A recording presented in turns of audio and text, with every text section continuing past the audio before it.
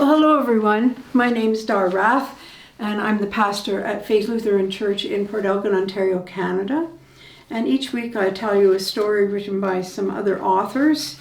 Sometimes they're funny stories, and sometimes they're just meant to give you something to think about. And that's the case in this particular story. I love this story. It's written by Gary Izzard, and it's called A Perfect Heart. There once was a young man who stood on a street corner, opened his coat, and cried out, "Look, everyone, at my perfect heart." A crowd gathered around, and everyone was indeed impressed with his perfect heart. It was a heart without a single blemish, perfect and complete in every way. Soon, an old man walked by and stopped to see what all the commotion was about. When he heard the young man talking about his perfect heart, the old man pushed his way into the center of the crowd.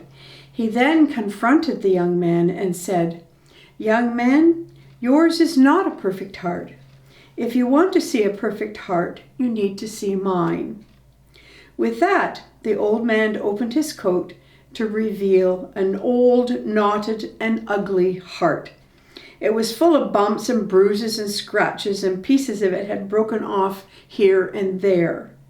The crowd began to laugh, but the old man held up his hand and began to speak to the crowd. He showed them a bump and said, "That is when I met my first love. It was a perfect day of sunshine and birds singing in the trees. It was truly a wonderful moment." He then showed the people a hole in his heart and said, "This hole is when my first love broke up with me. It used to be much deeper, but the years have filled it up some. However, it still pains me." And then showed the people another bump and said, "This is when I met the woman who would be my life partner. We had such a wonderful life filled with companionship and laughter, tears and joy. This scratch is from where we had a terrible fight, but we made up. This piece of my heart that is missing is when I lost my beloved wife. She took part of my heart to her grave. I trust, though, that one day we will be together again." The old man then showed the people another bump and said, That is when we learned we could not bear our own children. But we adopted a little girl instead, and we were very happy with our beautiful daughter." The old man went on to describe many other bumps and scratches and holes in his heart. When he was finally finished, the crowd was very, very silent. The old man then turned to the young man and said, "You see, son, you do not have a perfect heart.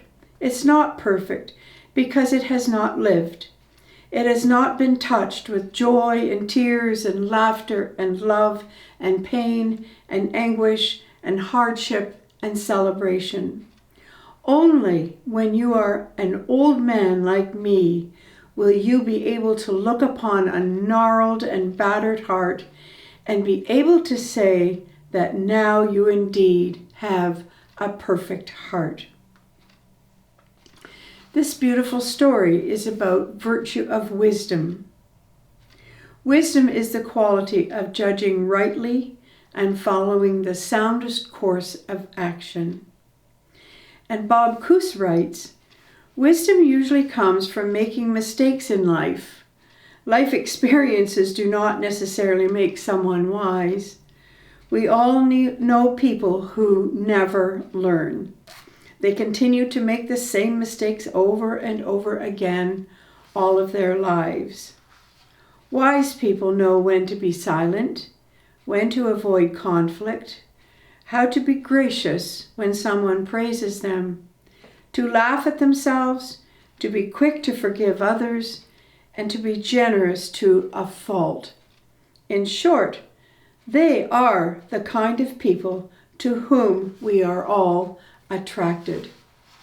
So this week, think about the people that you consider to be wise, and think about how you show virtue. It's a very interesting thing to think about, isn't it? Wise people. I know a few, for sure. So, have a great week and blessings on your day. We'll see you next week for a Take 5.